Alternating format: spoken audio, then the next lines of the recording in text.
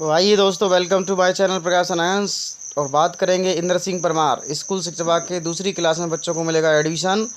School शिक्षा विभाग इंद्र सिंह परमार का सबसे बड़ा बयान। क्राइसिस कमेटी करेगी स्कूल खोलने का निर्णय। वहीं आपको बता देते हैं अतिथि शिक्षकों की लेकर सबसे बड़ी अपडेट खबर जबलपुर से निकल कर आ रही है। आपको बता देते हैं कि अतिथि शिक्षक दल दाल और रोटी को मोहताज हैं। वहीं आपको बता देते हैं कि आज हमारे मध्य प्रदेश के अतिथि शिक्षक इतने परेशान हैं, जो कि श्री शिवराज सिंह चौहान की सरकार को इतना समझ में नहीं आ रहा कि मध्य प्रदेश के आखिर अतिथि शिक्षकों का भविष्य क्या होगा।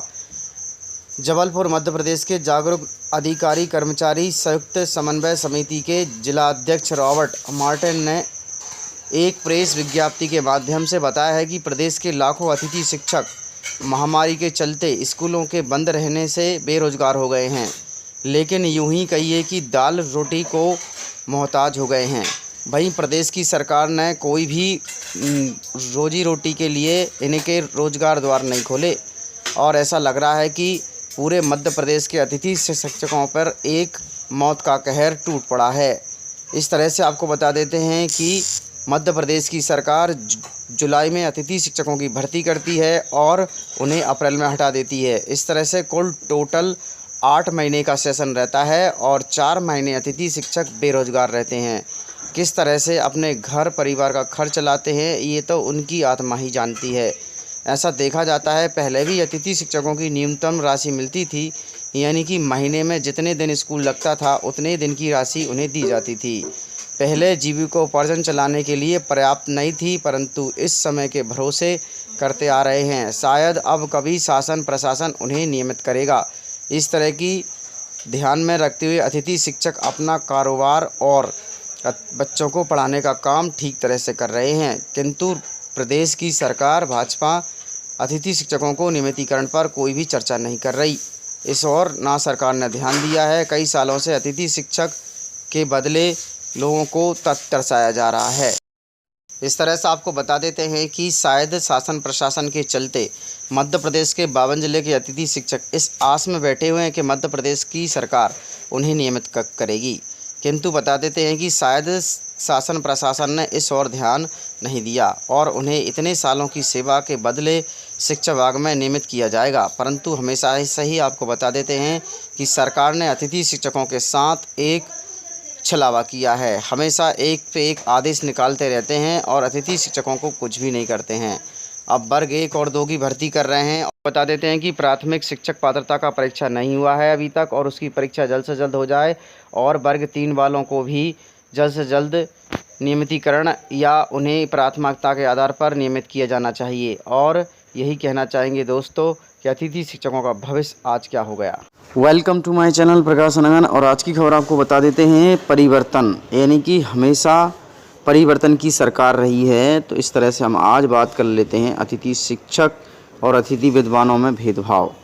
तो चलिए बात करते हैं हम मध्य प्रदेश के लगभग 69,000 अतिथि शिक्षक शिक्षिकाओं की, जो कि प्रदेश के 52 जिले में प्राथमिक माध्यमिक एवं हाई स्कूल और हाई सेकेंडरी स्कूलों में अपनी सेवाएं दे रहे हैं।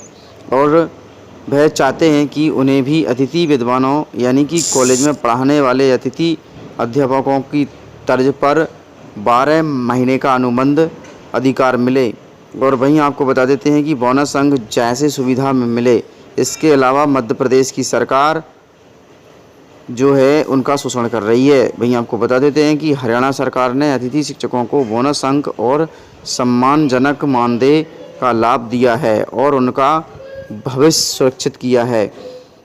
जैसा कि आप जानते हैं कि मध्य प्रदेश में अतिथि शिक्षकों को हालत बेहद दयनीय स्थिति है। सम्मानजनक वेतन प्राप्त नहीं हो रहा है और अच्छे पढ़े लिखे क्वालिफाइड भी मजबूरी में कम से कम मानदेय में अतिथि शिक्षक बनकर अध्यापन कार्य करा रहे हैं। यहाँ विशेष रूप से उल्लेखनीय है कि प्राथमिक वर्ग में अतिथि शिक्षकों को 5,000, माध्यमिक में 7,000 और हाई स्कूल में 9,000 का वेतन मिल रहा है, जो कि आज की महंगाई के ज़माने के हिसाब से बिल्कुल ना काफ़ी है। और साथ ही आपको बता देते हैं कि विसंगति जुड़ी हुई है। पूरे महीने में लगभग 100 पीरियड पढ़ाना होता है। एक दिन में उन्हें 4 पीरियड मिलते हैं और किसी महीने में बहुत ज़्यादा छुट्टी आ जाती हैं तो इनका वेतन भी कट जाता है। पीरियड नहीं पढ़ाने से अतिथि शिक्षकों के पारिश्रमिक वेतन भी काट लिया जाता है। वहीं आपको बता देते हैं कि सबसे ज़्यादा अतिथि शिक्षक वर्ग 1 में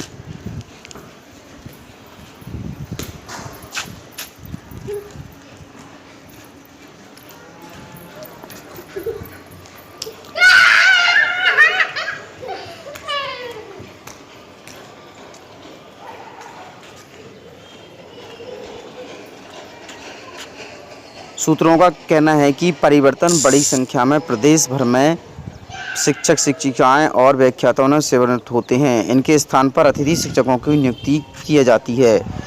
वर्तमान में वर्ग 1 में यानी कि 9वीं से 12वीं के सबसे अतिथि शिक्षक पूरे मध्य प्रदेश में हजारों हाई और हाई सेकेंडरी स्कूलों में अपनी सेवाएं दे रहे हैं। सूत्रों का कहना है कि बता देते हैं कि 16 साल की परीक्षा का लाभ नहीं मिल पा रहा है। मध्य प्रदेश की सरकार ने वर्ष 2005 में अतिथि शिक्षकों की नियुक्ति करने की परंपरा की थी और इस नीति निर्देश आदेश के लिए उन्होंने जिला शिक्षा अधिकारी के माध्यम से सभी प्राचार्यों और प्रभारियों को यह अधिकार प्रदान किए थे कि स्कूलों में सेवानिवृत्त हो चुके अतिथि शिक्षक और व्याख्याताओं के स्थान पर अतिथि शिक्षक नियुक्त कर सकते हैं।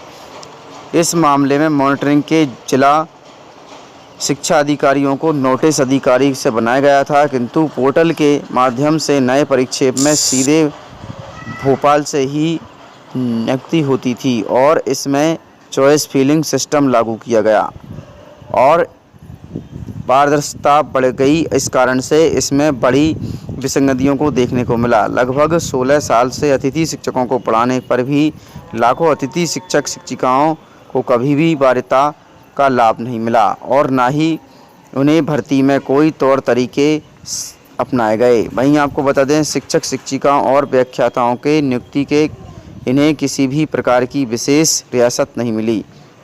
पिछले 2 सालों से बीमारी फैलने के कारण अतिथि शिक्षकों की स्थिति दयनीय हो चुकी है और इसमें बता देते हैं कि सबसे ज़्यादा प्राथमिक और माध्यमिक से ज़्यादा आत्महत्याएं मिली हैं।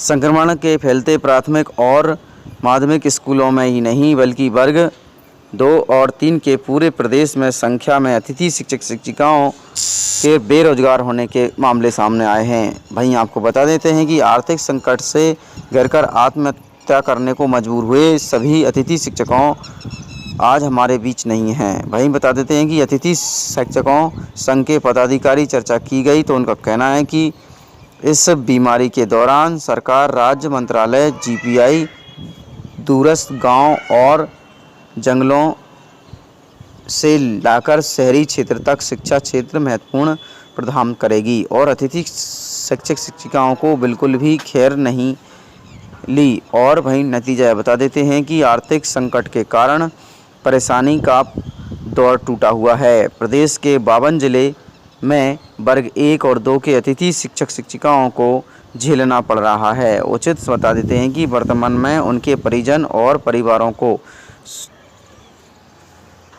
अतिथि शिक्षकों की रियायत प्रदान कर विभिन्न विसंगतियों को दूर करना चाहिए। तो आपको बता देते हैं कि इस दौर में अतिथि शिक्षक से जुड़ी हिमांशु परिहार बताती हैं कि सरकार को अतिथि शिक्षकों की रियासत प्रदान करना चाहिए और अतिथि शिक्षकों को जो बाहर हैं उनको भी अंदर करना चाहिए ताकि मध्य प्रदेश के अतिथि शिक्षकों का भला हो सके।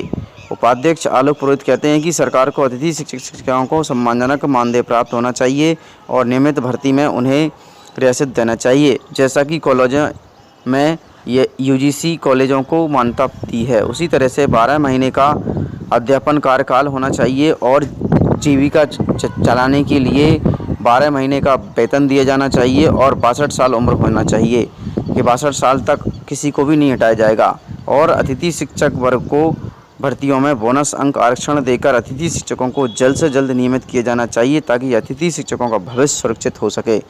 इसी तरह से आपको कामना करना चाहेंगे। वीडियो अच्छा लगा तो वीडियो को लाइक कर शेयर करें और वीडियो को अपने दोस्तों में भेजकर चैनल को सब्सक्राइब जरूर करें ताकि ऐसी सूचना आपको मिलती रहे।